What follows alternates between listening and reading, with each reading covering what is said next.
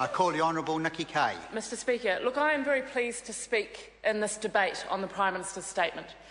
I must say, yesterday I was very sad to listen to the Leader of the Opposition speech, and I want to tell you why. I reflected on the fact that I'd been in Parliament for 5 years, and there are times in this House where we hear the rhetoric, where we hear the same arguments. But when I reflect back on us coming into government, I think it is important to remember the situation that we were handed and where we are now. This is important because this year New Zealanders will go to the polls and they are going to have to ask themselves some fundamental questions. One of those questions is about record. And I am proud that when we came into this House 5 years ago, we inherited a current account deficit that was almost 9% of GDP. It's now 4.3%, Mr Speaker. Net external debt had blown out to 84% of GDP. Net external debt is 71% of GDP. Inflation was running at 5.1%. It's now 1.6%. Mortgage interest rates averaged 10.9%. It's now 5.9%. The list goes on from an economic perspective. But what made me sad yesterday was we heard this rhetoric from the Labour Party that our party hasn't done anything for children. And that is not true. Our record in the area of helping some of our most disadvantaged is outstanding. And part of it is a philosophical difference. On this side of the House, we believe that fundamentally some of the greatest things that you can do to enable a child to get the best start in life is actually to have their parents in work, because the life chances of a child are much better if their parents are in work than being in a benefit. And our welfare reform under the Honourable Paula Bennett has done everything that we can to see more New Zealanders in work. The second area where we have invested in children is in the area like immunisation and our health system. The other area that obviously I am intimately involved in as Associate Minister of Education is education.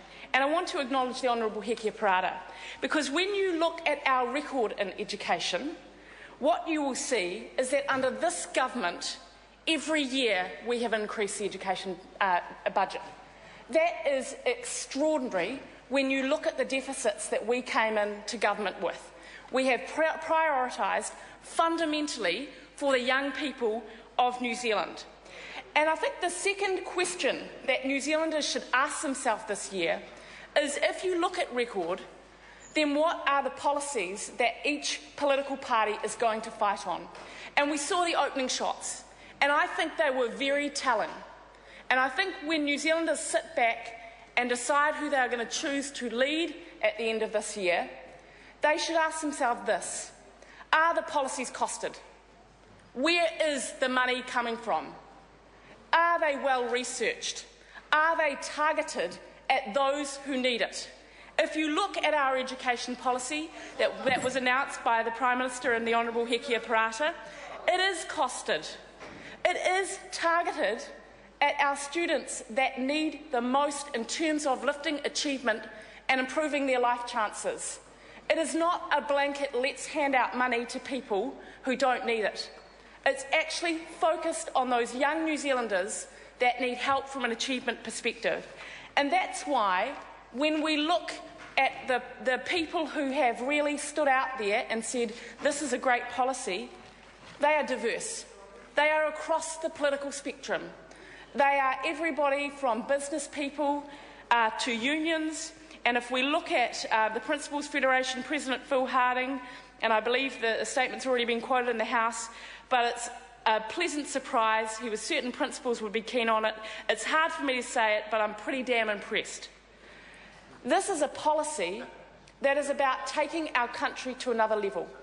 We've shown that we have the record, but now we are showing that we have policies in areas like education and the economy that will take New Zealand to another level in terms of being a smarter nation and a more open nation. And what I say to New Zealanders is, we are the only party that have the vision and the policies to take New Zealand to that level. The reason for that is in two key areas there is a massive contrast and difference between the two sides of the House.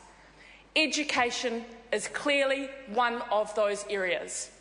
We believe that through areas like technology, there will be more of an opportunity for honest conversations about children's learning, and that will happen online with parents and teachers and students. We've spent $200 million last year saying that our government is committed to uncapped data, fast connections, funded to every school in the country that wants it at a state school.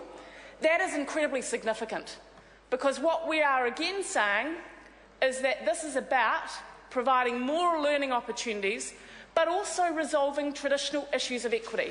So when members opposite say that this party doesn't care about children, well, how about you go and have a look at that policy? $200 million saying that we will finally be able to provide some opportunities that mean that every child, wherever they grow up in New Zealand, will have access to drive their own learning and other learning opportunities. This is a party that not only has the economic policies, but has a very strong heart. But our idea of a strong social conscience is not a whole lot of welfare dependency. It's not a whole lot of schemes whereby we say to middle New Zealand, yeah, here's a little bit of money at the election and everything will be sweet, mate. It's about turning the country into a place whereby we value work more, whereby we actually say real opportunities for young people. And we have shown with this policy at the beginning of this year, and the fact that it's accepted by so many different parts of New Zealand, that we are serious about investing in young people. And we contrast that, and again, if we look back through history, to what I think we are seeing is a Labour Party that have not learnt the lessons of the noughties.